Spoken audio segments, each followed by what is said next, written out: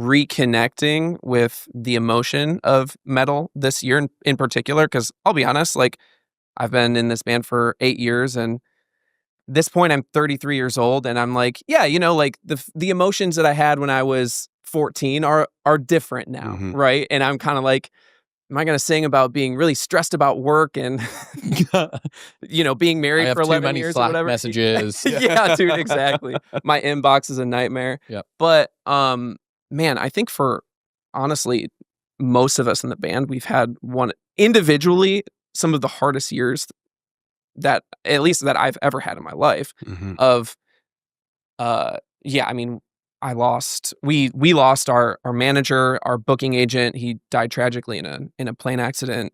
2 days later, I lost my grandpa.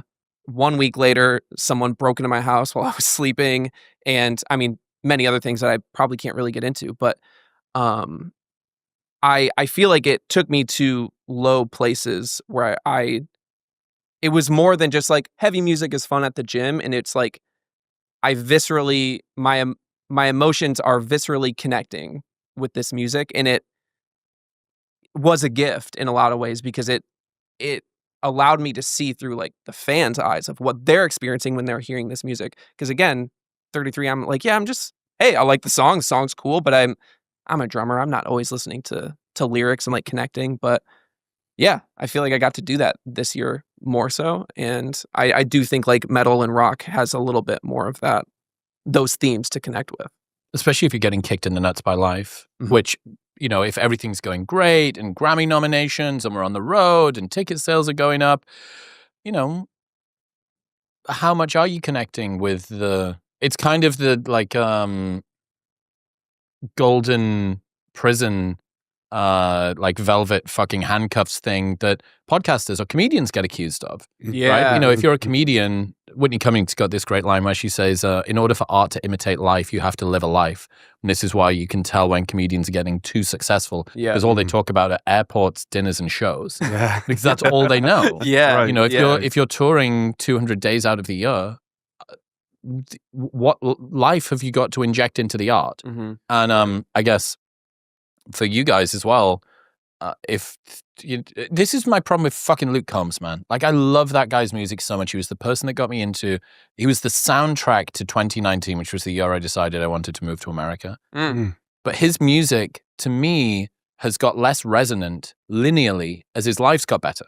Yeah. I'm like, I do some cocaine, or like get in a fight, or like lose a leg or something. Like, I need some, I just want a little bit of sort of great. It's like, everything's going great and I'm getting a bit older and my dad's older than me, but he's really lovely and my wife loves me and my kid loves me. I'm like, fuck, Luke, come on, man. Yeah. And that's not to say that you can't make music from a happy place, but that, I don't know, there's something about the friction, I think, that causes people to dig a little bit deeper. Like when you're going against the grain of life, it seems like people tap into emotion a little bit more acutely. 100%. Yeah.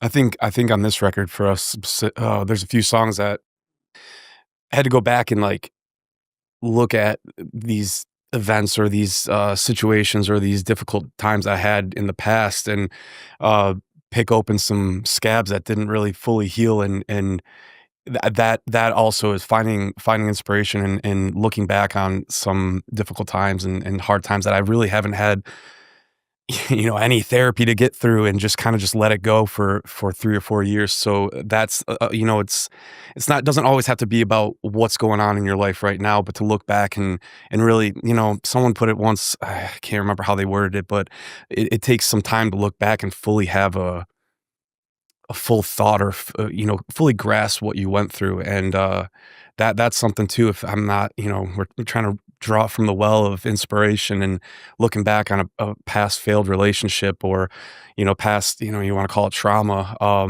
to dig at those and really, it's very important for us to write music and every song have come from something that has some real emotion and can be relatable to someone. And yeah, I think that is a big challenge for artists when they start getting bigger and, they're playing arenas and, ticket sales are going through the roof. And like you said, Grammy noms, all this stuff. And it's hard to be relatable. And that's what, you know, growing up, I took a lot out of music, and I found, you know, a lot of things to relate to. And when I was a, you know, teenager going through like, oh, the world hates me and no one loves me. And you know, once you get to that level, like how do you still write music to relate to your fans? And yeah, so for me specifically, it was like going back and like digging through some things that just didn't work out, you know.